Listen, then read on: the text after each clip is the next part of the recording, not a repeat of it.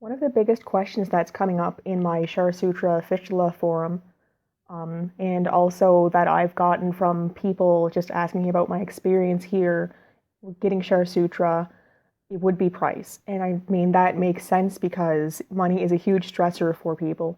It's very, very difficult to talk about a price for the procedures because every doctor will give you a different quote, and it really depends on what you choose to do if you choose to have Kshar Sutra treatment.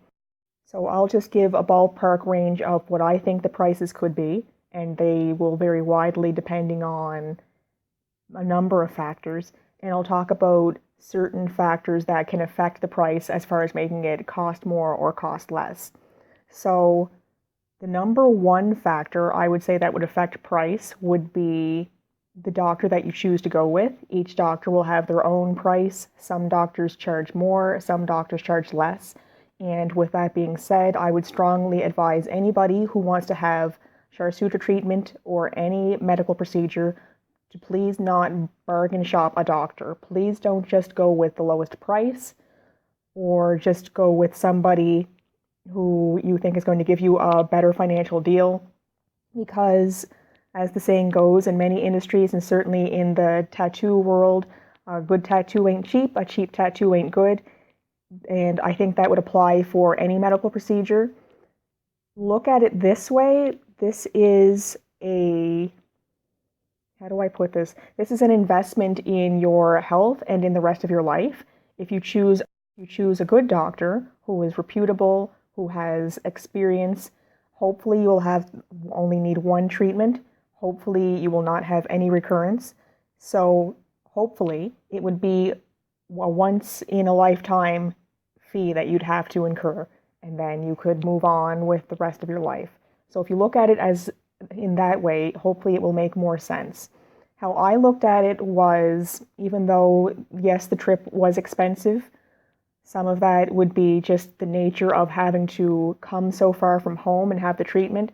And some of it is the fact that I made choices that made the trip more expensive than it really, I could have saved money in other places. For example, if I hadn't made the choice to stay at the JW Marriott, I could have saved money that way. How I looked at it was when I went to university, I had to take out a student loan. When I came out of university, I was something like, this is 10 years ago, I was something like $40,000 in the hole for my student loans, and I very slowly dug my way out of that, but that was an investment in my future, so I took on that debt. When I needed to get a new car, I would take out a loan and I would slowly work away at that. And so I was no stranger to being in debt. Had been in debt for my education and for if I needed a car.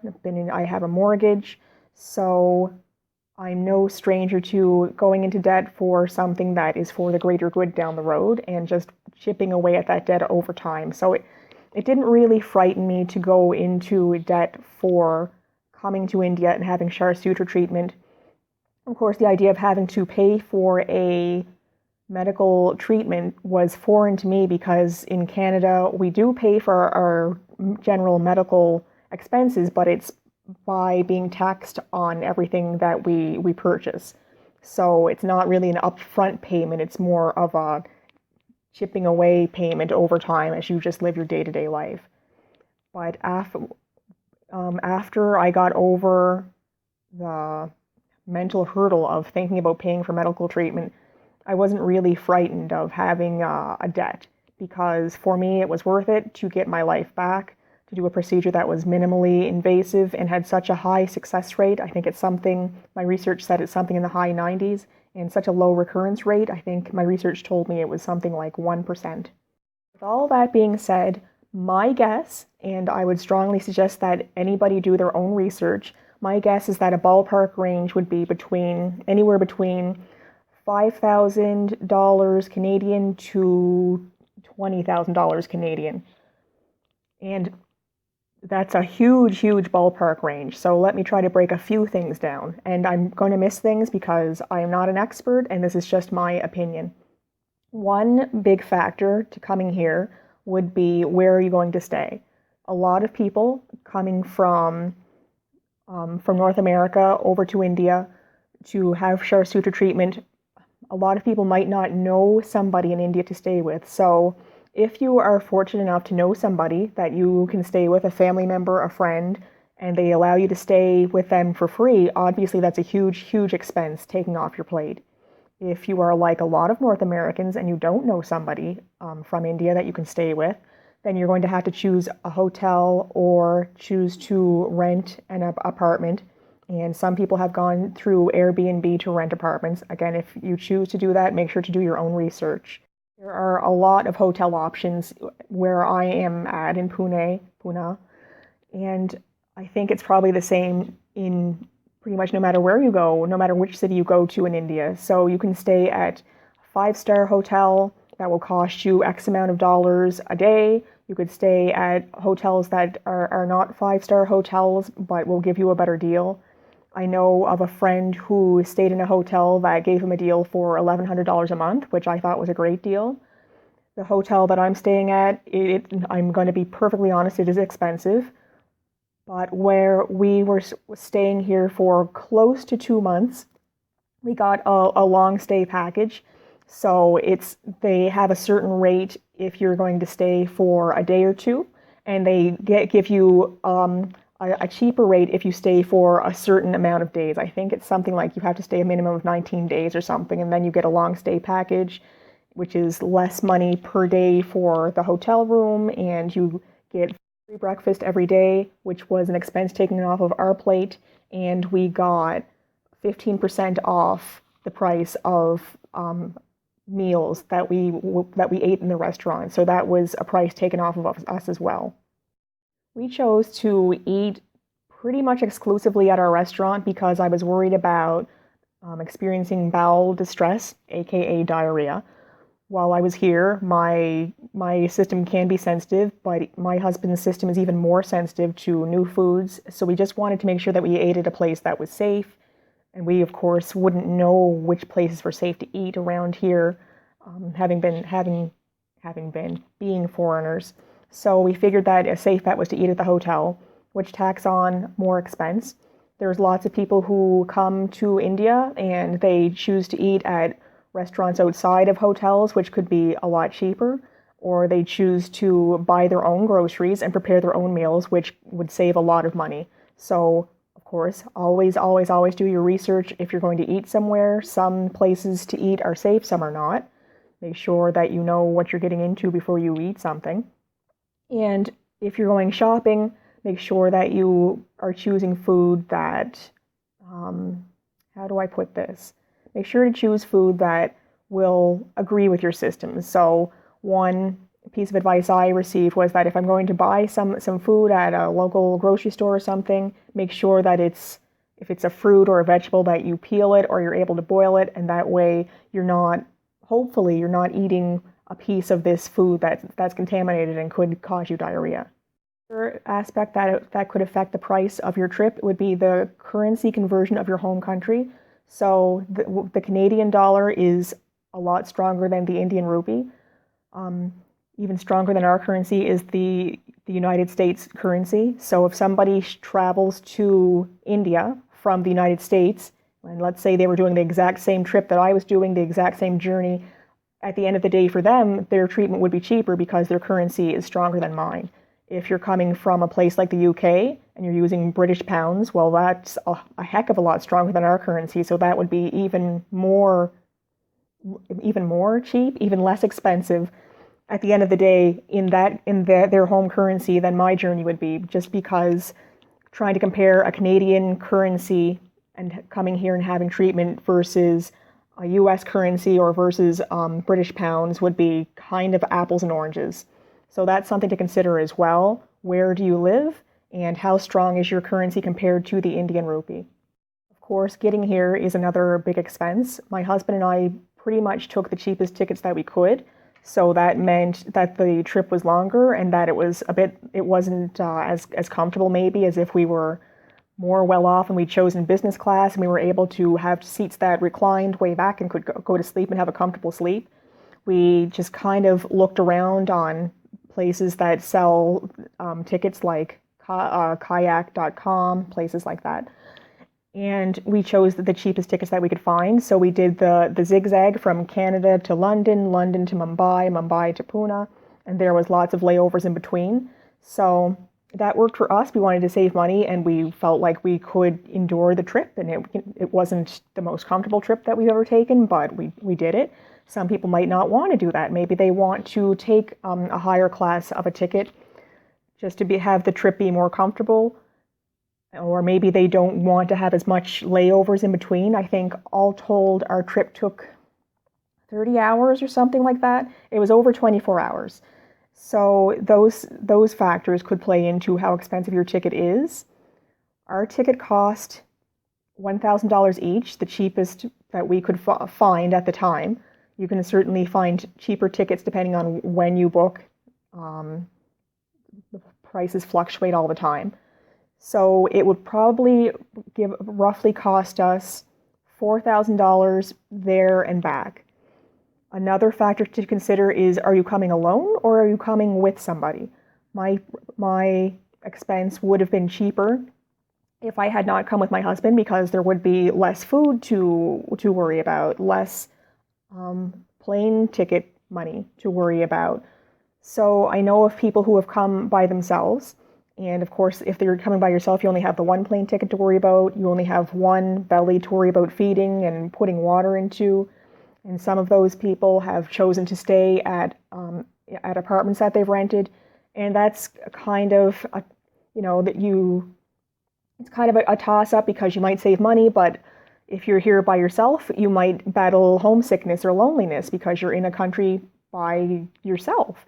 And there's always, of course, safety in numbers. I feel that Pune is a safe city, but as with any city, anywhere in the world, if you're traveling somewhere and you don't know the land, you don't know the language, the culture, the customs, there's always more safety in numbers. So there's those things to consider as well.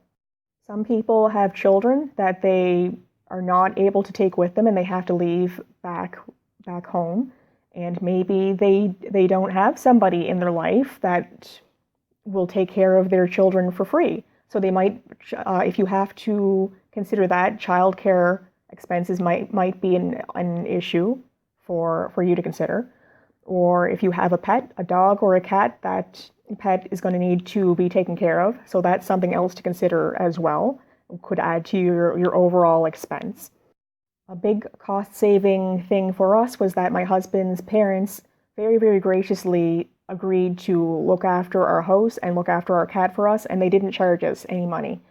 So that was a huge expense taken off of our plate. Some people might maybe need to pay for somebody to look after their house or to look after their apartment.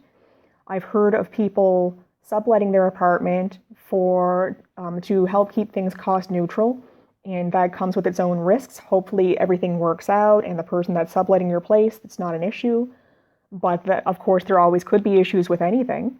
So you would definitely have to do your research if you choose to try to sublet your apartment or sublet your home, so that the people who are staying in your home while you're away aren't going to cause you more problems than it's worth. Some people choose to have travel vaccines and some don't. That's just a personal choice. My husband and I did choose to have travel vaccines, and those were not cheap. I think they cost us pretty much $1,000 Canadian, all told. So if you choose to have travel vaccines before you come to India, it would increase the cost of your overall trip. We also chose to purchase antibiotics at home just in case we got sick. And once I got here, I realized that I need not have worried about that, because my doctor he's very, very responsive and very much in contact. So if we ran into any troubles, it would be nothing to contact him, and he could have prescribed us something. So that's something to consider as well. Maybe you do want to talk to your family doctor and stock up on antibiotics before you come, which could add to your expense. Maybe you do want to get travel vaccines, maybe not. It seems like many doctors practice Kshar Sutra treatment differently.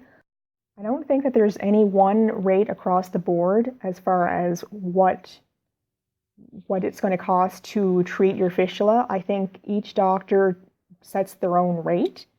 So I would strongly encourage anybody to research as many doctors as they possibly can do consider price, but again, don't let that be your overall deciding factor on whether or not you want to go with this person.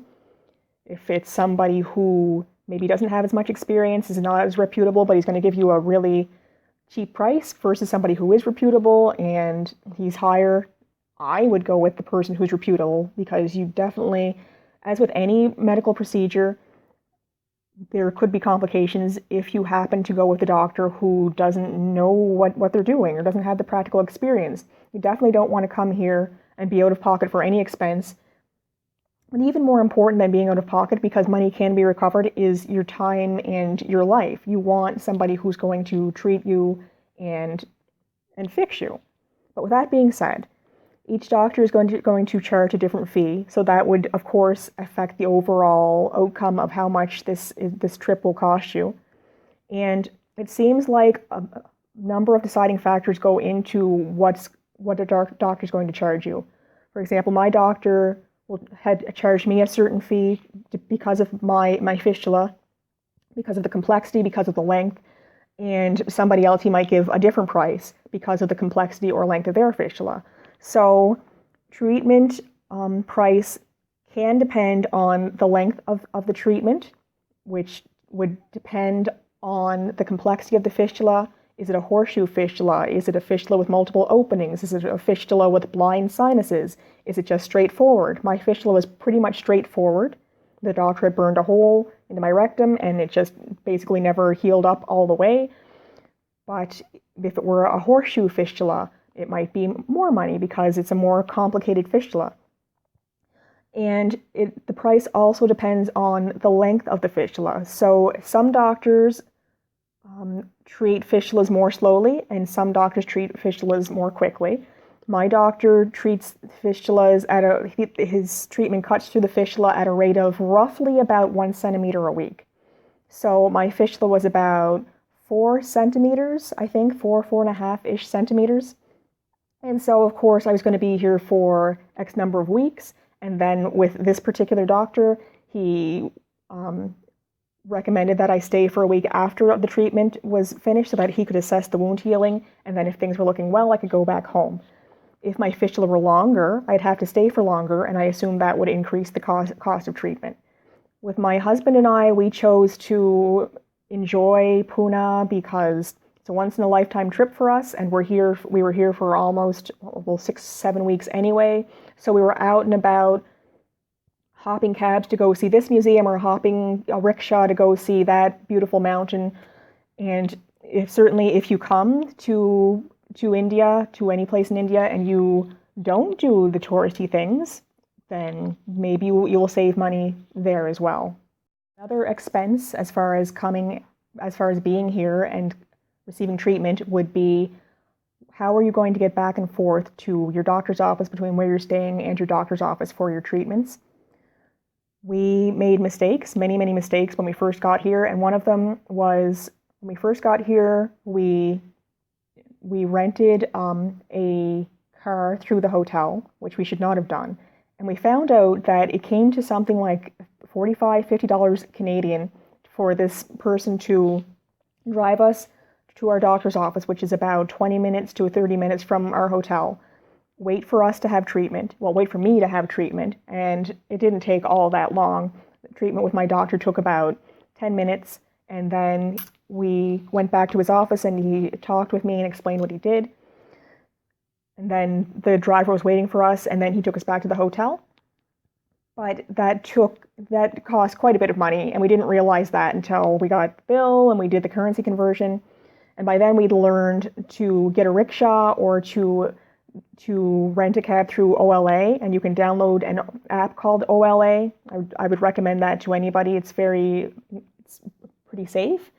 It's a reputable taxi service, and it's pretty cheap.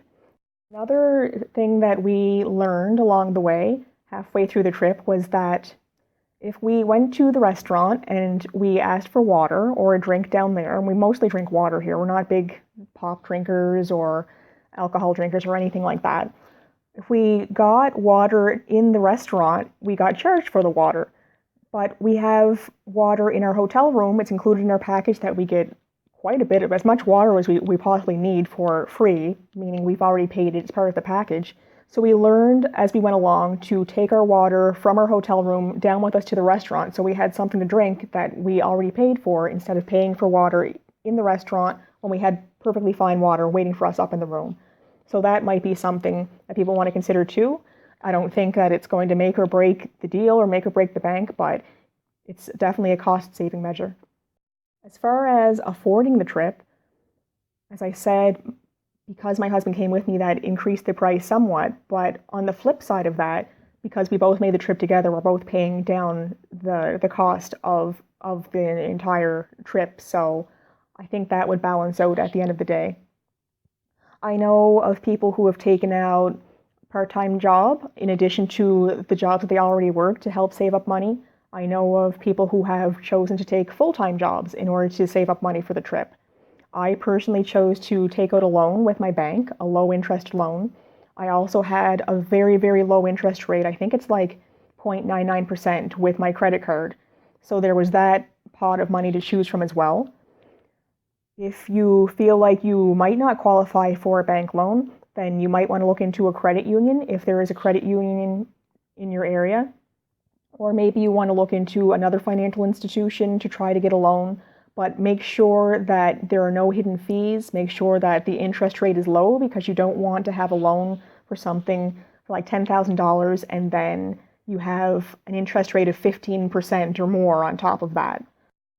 Depending on if you're using a credit card, if you're using a loan, some loans will start charging you interest as soon as you start borrowing money from that loan.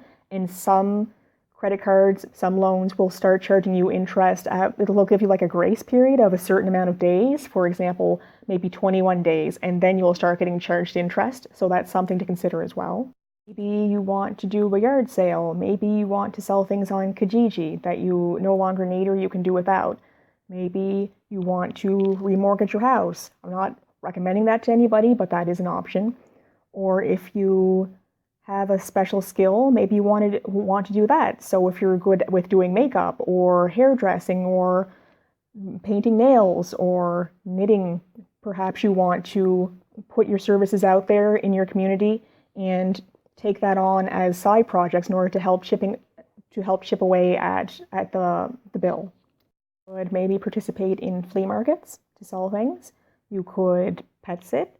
You could do dog walking or maybe babysitting. I'm just, of course, still throwing out ideas here, but I guess the point is to try to think outside the box and not just focus on the daunting wall of this huge trip/medical expense and how are you going to chip away at it. I think that a lot of people have skills that maybe you don't even realize people will pay for. I know I, for example, love nail art and nail polish. And I certainly had thought a few times about just putting my skills, my services out to my community and charging a small fee for that. I already have the supplies since it's a passion of mine and a hobby of mine, and lots of people seem to be interested in nail art, but they don't have the skills to do it themselves. So people have chosen to do GoFundMe pages to try to raise money, or maybe they'll do yard sales, or if they're open to it, maybe they'll have people donate money to them from work. And I mean, I'm just throwing things out there. Some people have family members who have money and are able and willing to help them cover the cost of the trip. And those are just a few things. There's lots and lots of different options as far as trying to save money or trying to take out a loan. But I suppose I just want to give some people hope. I know that the price of having to come to India to receive medical treatment and stay here it's daunting. It feels very overwhelming, but I do definitely, I guess I feel pretty optimistic. I feel like if there's a will, there's a way.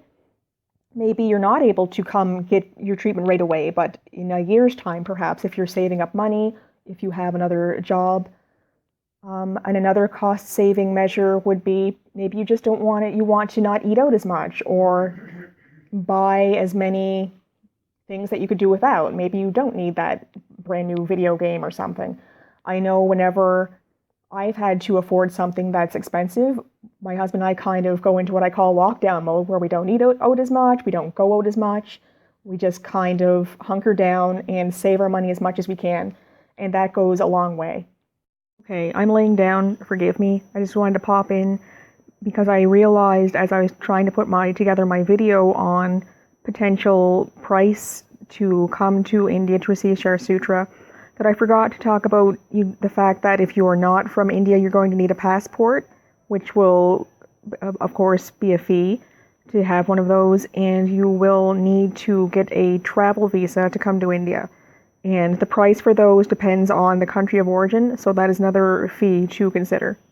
And certainly do your own research, and I'm sure that if you ask other people or you give things a quick Google search, you can find lots and lots and lots of options as far as how to save money, how to make money in order to be able to afford the trip.